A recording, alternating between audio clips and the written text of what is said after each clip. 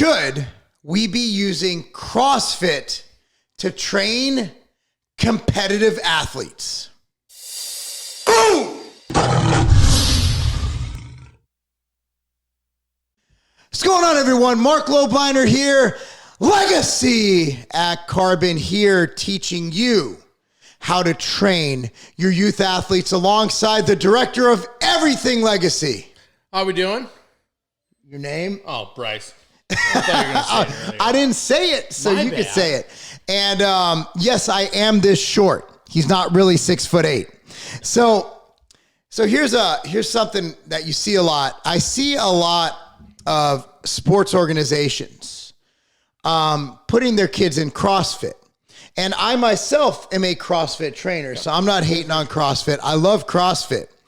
But the question is, when I see these kids go and use these CrossFit trainers are simply doing WODs. And that's workout of the days. They're doing overhead snatches. They're doing cleans. They're basically doing the CrossFit workout that either a pro CrossFitter or a 45-year-old housewife who a CrossFit box thinks should be doing these crazy movements do. So the question is, as youth coaches and me as a CrossFit trainer, do I feel that CrossFit, or do we feel that CrossFit has a place in training youth athletes? There's a lot of different variances that I'm sure everyone knows about. EMOMs, every minute on the minute. What can I think of? AMRAPs. Obviously for us, AMRAP is as many reps as possible. Now or as many rounds as possible in a certain time. There's a lot of ways we can use things like it for, as we'll say, energy system development, ESD. But when it comes to cleans, snatches, anything around kipping, pull-ups, I don't think I'll try any of them. So here's my take, and I think we went over this in one of our previous videos.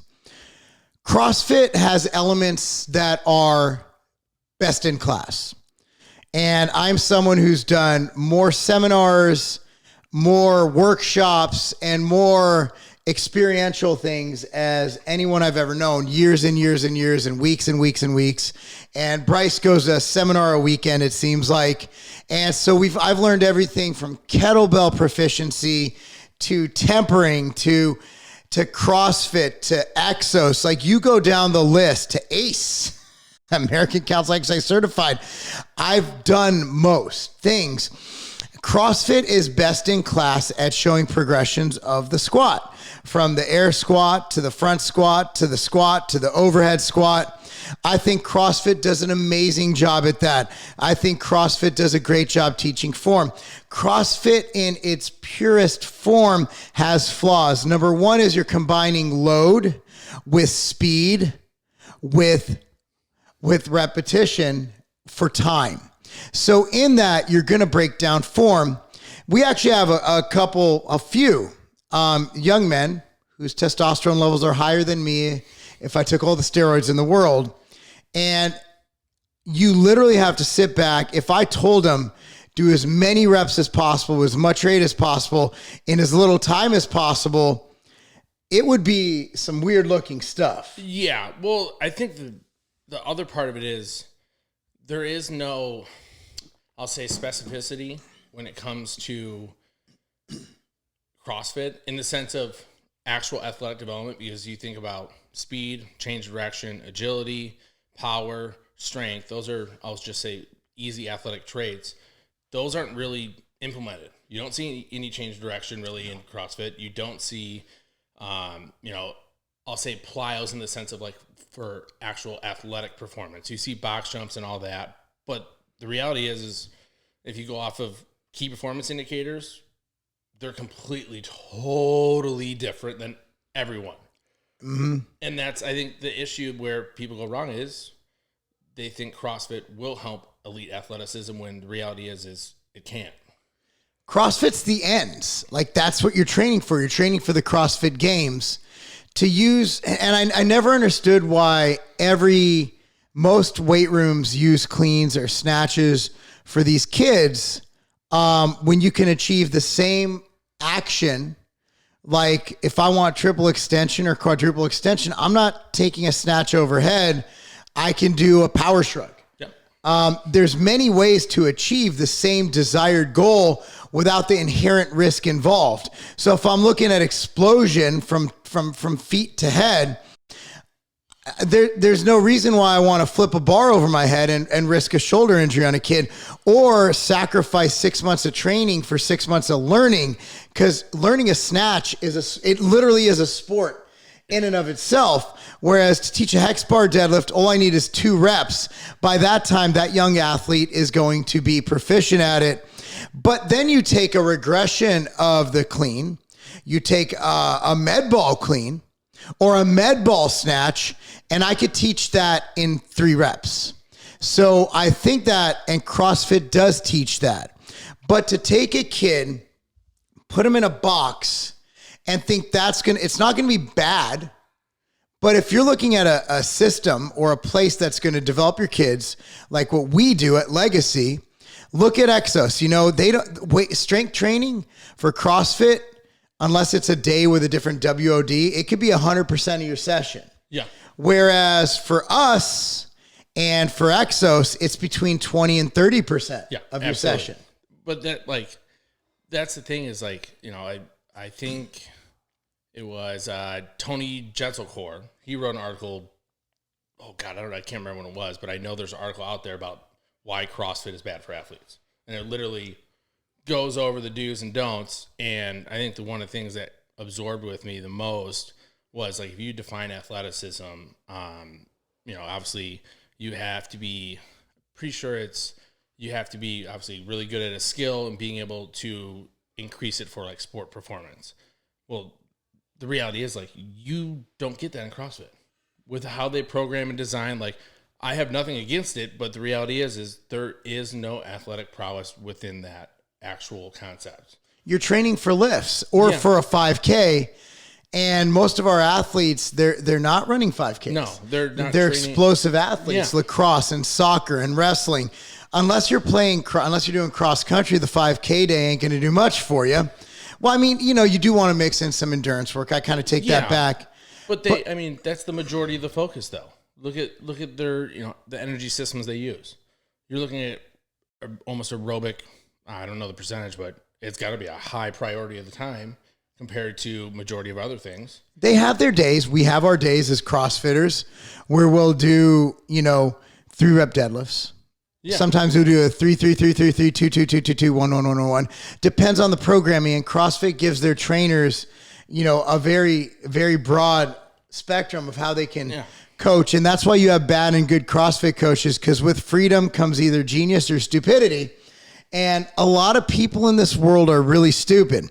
And some of them happen to be CrossFit trainers, and others happen to be Exos trainers, and others happen to be, ACE certified or anything. Or whatever. So there's dumb people in every profession. And unfortunately, some of them own boxes, CrossFit boxes, not like boxes.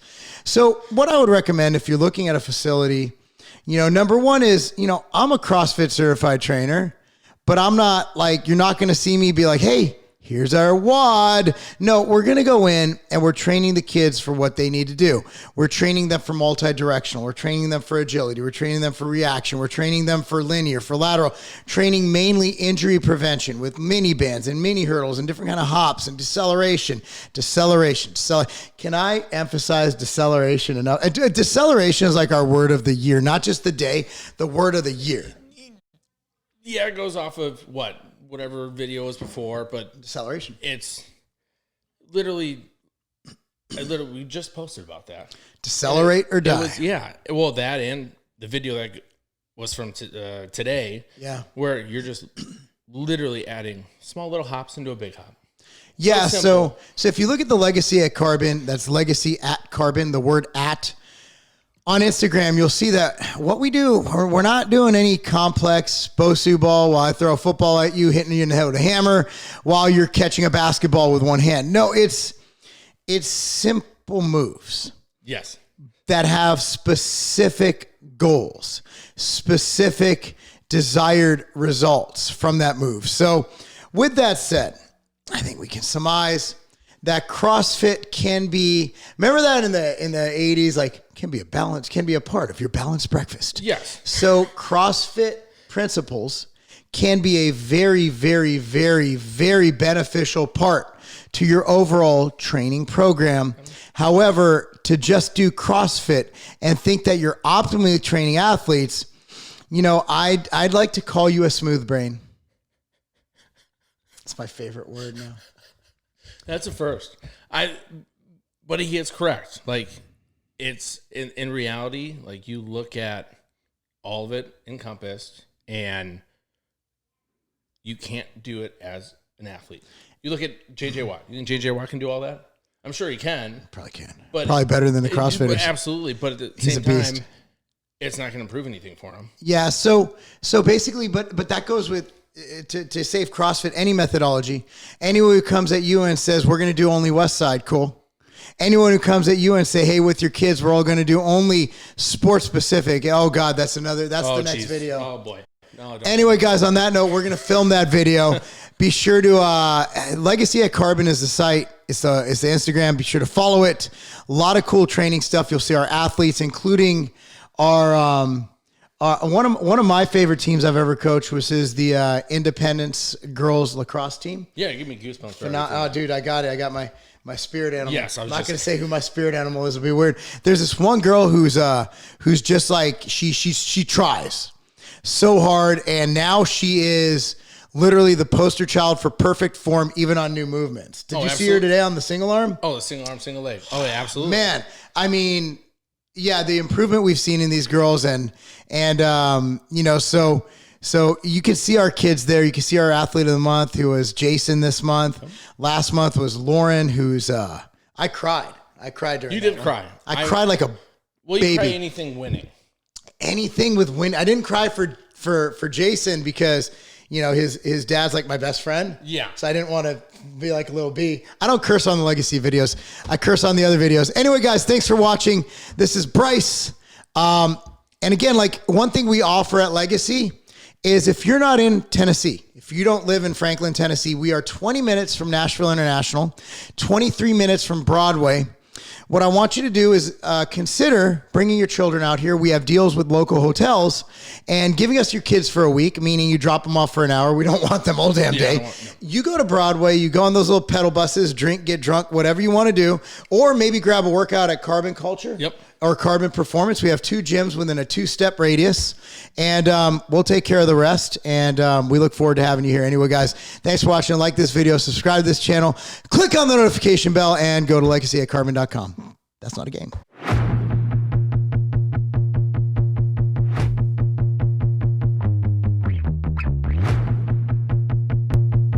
Training intensity is everything. If you want to build muscle, if you want to get better, if you want to go hard, you need to train intense. A lot of pre-workouts, they get you intense. But then what happens? You crash. A lot of pre-workouts, they give you the pump, but then what happens? It wears off. A lot of pre-workouts, they'll give you all that stuff, but it doesn't add to your endurance. I want to be able to lift heavy. I want to be able to feel the pump. I want veins bulging from every single part of my body. I want to lift heavier weights every single time. I want to run farther. I want to run faster. I want to push harder, and I want to get bigger, stronger, and faster. And that's why I created Clash 3D. This pre-workout is next level, featuring 3D pump, Vasodrive AP, and a lot of other epic ingredients. Guys, this is the pre-workout that you need to take your workouts and your performance and your physique to the next level.